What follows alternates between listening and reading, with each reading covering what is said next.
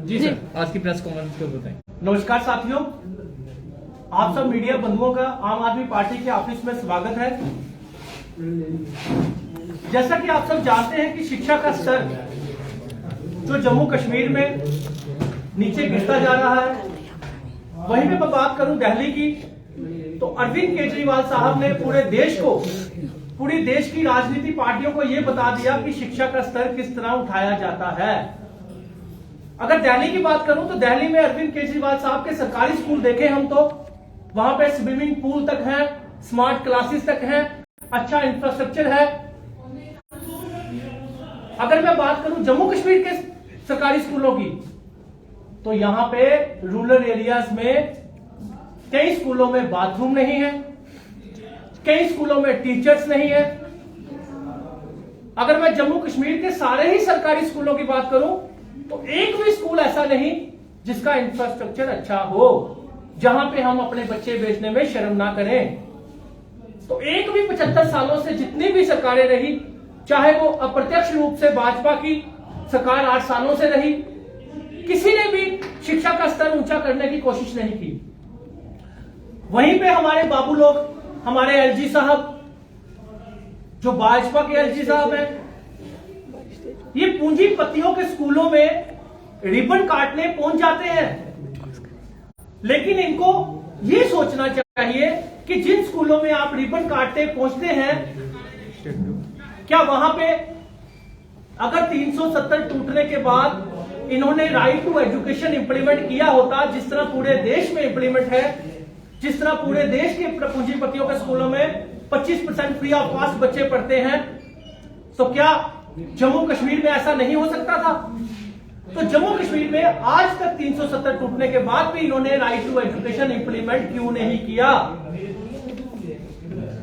अगर मैं बात करूं कि 18/3/2019 को जो ऑर्डर आया कि 2014 के बाद जितनी फीस इंक्रीज हुई है विद 9% इंटरेस्ट अगर पेरेंट्स की वापिस हो, तो एक्स पार्टी स्टे, एक छोटा सा स्टे एक्स पार्टी, उसको भी विकेट करवाने के लिए किसी भी सरकार ने इनिशिएटिव नहीं लिया। अगर मैं भाजपा की अप्रत्यक्ष सरकार की बात करूं तो इन्होंने ये केस जीता था, एजुकेशन डिपार्टमेंट ने ये केस जीता था।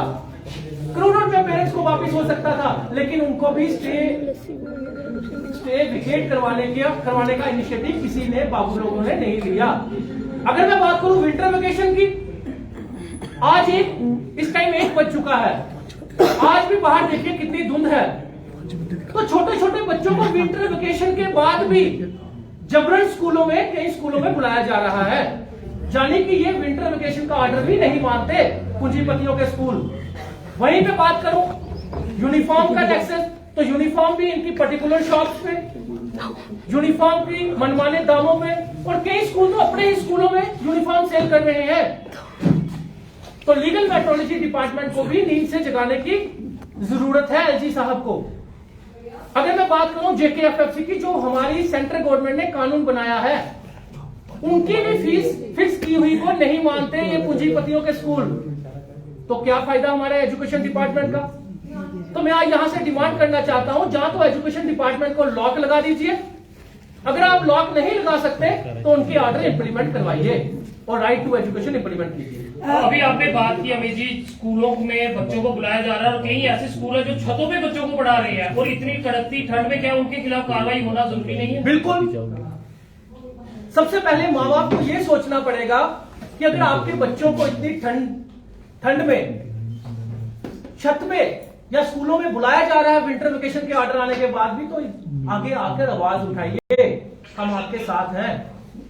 तो ये आवाज उठाने की जरूरत है। क्यों प्राइवेट स्कूलों की मनमानी पर शिकंजा नहीं कसा जा रहा? कौन लोग हैं जो इस तरह की कार्रवाई नहीं होने दे रहे? ये वही लोग हैं। स्कूल एजुकेशन कहां पर सोए हैं? देखिए, मैं आपको बता दूं, ये वही लोग हैं, ये वही बाबू लोग हैं जो पूंजीपतियों के स्कूलों में जाके रिबन काटते हैं और उनसे अंदरूनी रिश्ते बनाते हैं, चाहे वो अटैची का रिश्ता लगा लीजिए, चाहे वो कोई भी रिश्ता लगा लीजिए।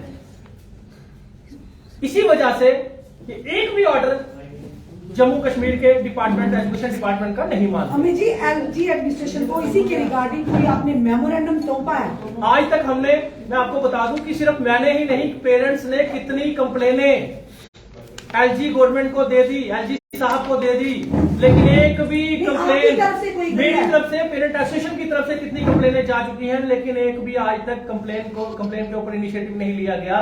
पेरेंट एसोसिएशन तो काफी देर से ये इस टॉपिक्स को उठाती रही है, हर साल उठाती रही है, पर तब भी कुछ सुनवाई नहीं हो पाती है। बात वही आ गई कि जम्मू कश्मीर को प्रदर्शनों का शहर बना दिया गया है कि कोई आवाज उठाए, जो मर्जी करे, ये तानाशाही सरकारें नहीं सुनेगी। लेकिन हमारा काम है आवाज उठाना, हमारा काम है आम जनता की आवाज को आगे रखना, हमारा काम है कि गरीबों के बच्चे भी, जिनको हक है कि वो भी बड़े बड़े स्कूलों में फ्री ऑफ कॉस्ट पढ़े, जिस तरह पूरे देश के प्राइवेट स्कूलों में पढ़ते हैं, जिस तरह पूरे देश में राइट टू एजुकेशन इंप्लीमेंट है, वो जम्मू कश्मीर में भी इंप्लीमेंट। क्या लगता है यहाँ इस सरकार के सिवाय कोई और सरकार आएगी तो ये प्रॉब्लम एक ही सरकार जिसको आज जनता पसंद कर रही है, जिसको 10 सालों में ही नेशनल पार्टी बना दिया गया, वो एक ही सरकार है, आम आदमी पार्टी, जिन्होंने शिक्षा का स्तर उस स्तर पर पहुंचा दिया जो आज पूरे देश में ही नहीं,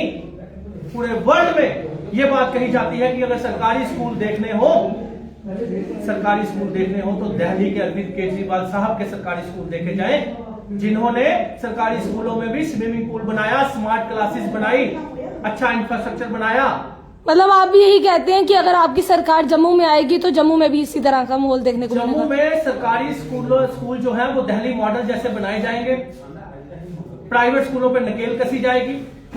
मैं आपको बता दूं, कुछ दिन पहले एक डीपीएस स्कूल ने फीस इंक्रीज करने की कोशिश की तो उसकी मान्यता जो है वो रद्द कर दी गई। तो क्यों जम्मू कश्मीर में आज तक एक्शन नहीं हुआ?